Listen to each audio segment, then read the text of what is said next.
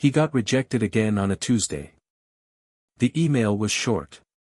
Polite in the way that emails are when someone wants to say no without feeling bad about it.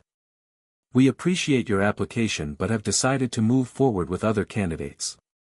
He had read that sentence so many times over the past 7 months that he could have written it himself. Owen closed his laptop and sat at the kitchen table without moving. The apartment was quiet.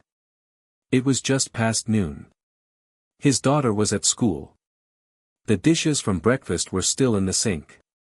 A stack of bills sat at the corner of the table, held together with a rubber band, because looking at them one at a time was worse than looking at them all at once. He was 38 years old. He had a degree in graphic design. He had 8 years of experience at a company that had laid him off without much warning when the department was restructured. He had a portfolio he was proud of. He had a daughter who needed new shoes. And he had, by his own count, applied to 61 jobs in 7 months. 61 applications. 12 interviews. 0 offers. He stood up, walked to the sink, and started washing the dishes. Because the dishes still needed washing. And because some days, that's the only thing you can control. His name was Owen, and he had been doing this alone for 4 years. His daughter's name was Lily. She was 9 years old, with her mother's eyes and his stubbornness, and she was the reason he got up every morning without negotiating with himself about it. Lily's mother, Sarah, had left when Lily was 5. Not dramatically, no shouting, no broken things. She had simply realized, quietly and then all at once, that she wanted a different life. She had moved to another city. She called on birthdays and most holidays.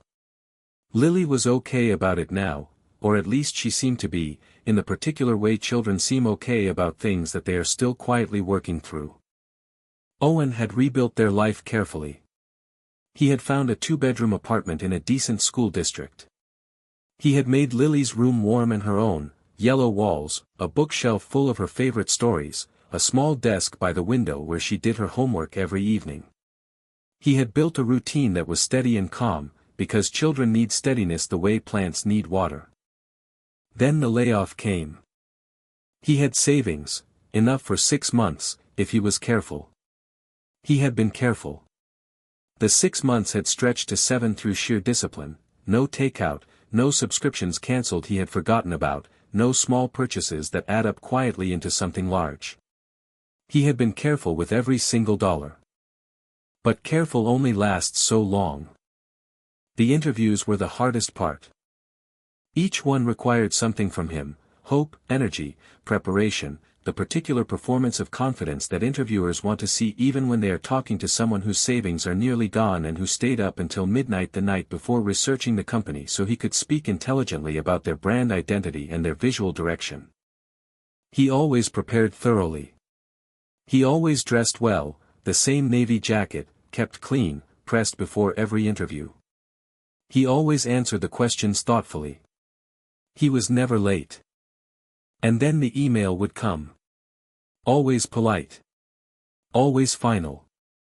After the 12th rejection, he sat on the edge of his bed and had a conversation with himself that he wasn't proud of. A voice that wasn't quite his own asked him whether any of this was going to work. Whether the market had simply passed him by. Whether 38 was too old for a field that seemed to hire people who were 24 and cheaper and hungry in ways he no longer was. He shut that voice down.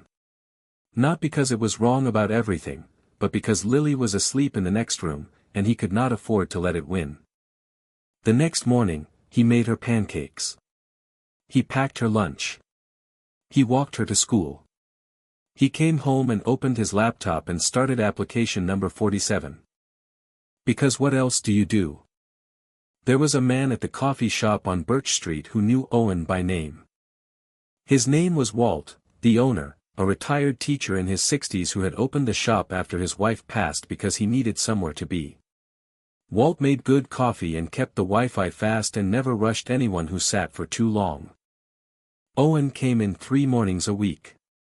He ordered the same thing, a medium black coffee, which was the cheapest option, and sat at the table by the window and worked on applications. Walt had stopped charging him full price about 2 months ago, adjusting the amount on the register quietly without making it a conversation. Owen had noticed. He hadn't said anything directly. One morning he had left a larger tip than usual. Walt had nodded once and that had been enough. One Tuesday, a different Tuesday, a few weeks before everything changed, Walt set a slice of banana bread on Owen's table without being asked. "I made too much," Walt said, already walking back to the counter. Owen looked at the bread. He looked at Walt's back. He understood what was happening and felt, simultaneously, the warmth of being seen and the ache of needing to be. "Thank you, Walt," he said. Walt waved a hand without turning around. "Eat it before it gets cold." Owen ate it. Then he went back to his laptop and kept going. Lily knew more than he thought she did. Children always do.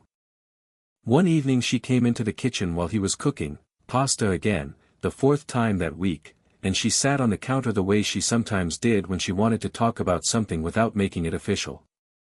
"Dad," she said. "Yeah. Are we okay?" He kept stirring. His back was to her. He took one breath, quiet enough that she wouldn't hear it. "We're okay," he said. He turned around so she could see his face. "Things are a little tight right now. But I'm working on it. And we're okay." She studied him the way children study parents, looking for the version of the truth that lives underneath the words. "I know you're trying really hard," she said. "I am," he said. "I know," she said again. And then, "I don't need new shoes yet. The ones I have are fine." He looked at her. She was looking at the floor, swinging her feet against the cabinet. She knew about the shoes. She had known, and she had been protecting him. He set down the spoon and crossed to the counter and hugged her properly, the way fathers hug daughters when the feeling is too large for words and words would only make it smaller. "You're a good kid, Lily," he said. "I know," she said into his shoulder.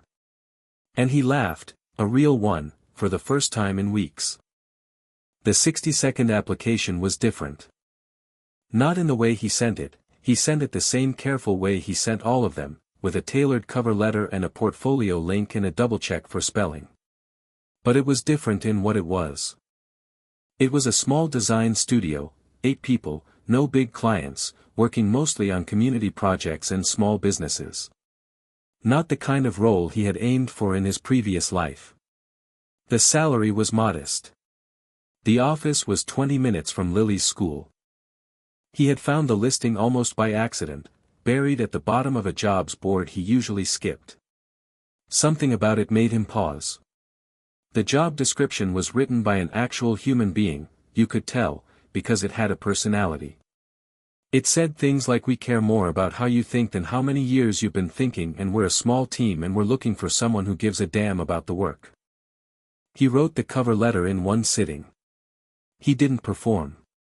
He just said what was true, that he had built things he was proud of, that he worked best when the work mattered, that he had spent the last 7 months being told no and he was still here. He sent it at 11:30 at night. Then he closed his laptop and went to bed and told himself, firmly, not to hope too hard. He hoped anyway. They called him 3 days later. Not an email. A phone call, which already felt different. The voice on the other end belonged to a woman named Priya, who was one of the studio's founders. She asked him questions that weren't quite interview questions, more like a conversation. She asked what kind of work made him feel alive. She asked what he had learned in the last year. She asked, directly and without apology, what had been the hardest part of the gap in his employment. He answered her honestly. He told her about the layoff and the months of applying and the interviews that went nowhere. He didn't make it dramatic. He just told her the truth, clearly, the way you talk to someone who actually wants to know. At the end of the call, she said, "I'd like you to come in and meet the team." "I'd like that," Owen said.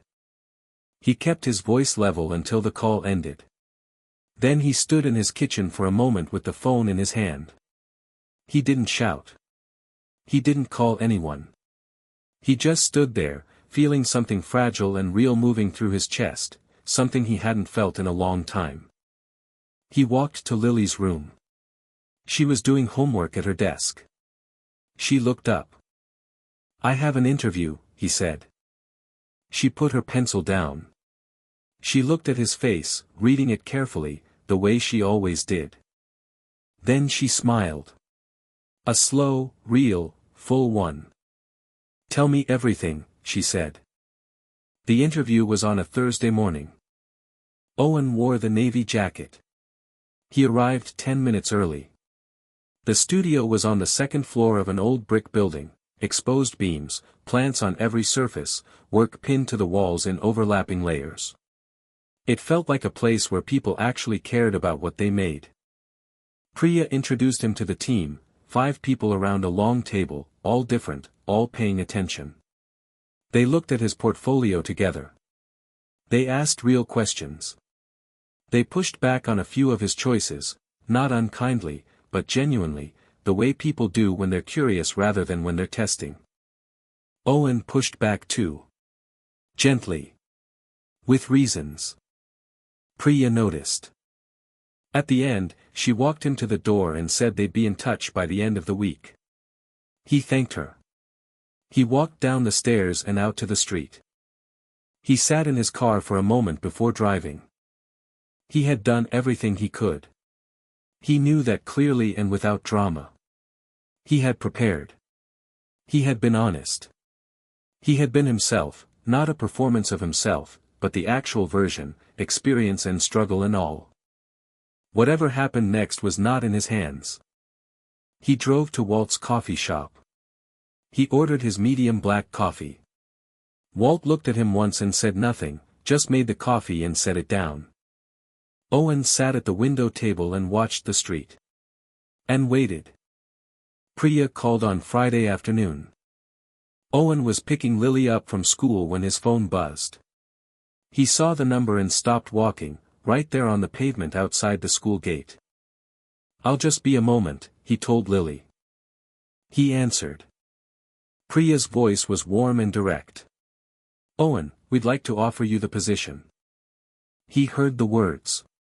He heard them clearly.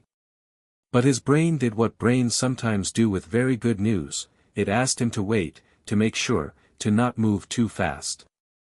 "I want to make sure I understand," he said carefully. "You're offering me the role." "We are," Priya said. And he could hear the smile in it. He closed his eyes for 1 second. "Yes," he said. "I accept." When he turned around, Lily was watching him. She had read his face before he said a single word. Her eyes were wide. Her hands were clasped in front of her, slightly raised, like she was already holding the news. "Dad," she said. "I got the job," he said. She didn't shout. She didn't jump. She walked straight to him and put her arms around his waist and pressed her face against his jacket. He held on to her in the middle of the pavement, people walking around them without caring, the afternoon going on as afternoon does. And he let himself feel it, fully, without pulling back. The relief. The gratitude. The weight of 7 months lifting all at once. He didn't try to be composed. He just stood there with his. He started the job on a Monday. The work was good, real and varied and the kind that required him to think, not just produce. The team was small enough that everyone knew what everyone else was doing. Priya was the kind of leader who gave people room and then trusted them in it. Owen found his place quickly. Not because it was easy, but because he had spent 7 months remembering exactly why he loved this work and exactly what he wanted to bring to it. He told Walt on the following Wednesday morning. Walt listened without interrupting. When Owen finished, Walt refilled his coffee without being asked and said, simply, "Good. You earned it." "I don't know if I earned it," Owen said. "I just didn't stop." Walt looked at him over the counter. That's the same thing, he said. Lily got her new shoes the following Saturday. She chose a pair that were slightly impractical, bright white, canvas, already destined to get dirty, and she wore them out of the store with the focused satisfaction of someone who has waited patiently and chosen well. Walking beside her, watching her look down at her feet every few steps, Owen thought about the last 7 months. The rejections. The emails. The interviews that led nowhere. The banana bread left on a table by a man who knew better than to make a moment out of kindness. He thought about Lily on the kitchen counter, swinging her feet, saying I don't need new shoes yet. He thought about what it had taken to keep going, not courage exactly, not the dramatic kind. Just the ordinary, quiet, deeply unglamorous decision to get up and try again, every day, even when the evidence suggested it wasn't working. That was the thing no one told you about hard seasons. They don't end because you figure something out or say the right thing or finally deserve a break. They end because you stayed in them long enough to get to the other side.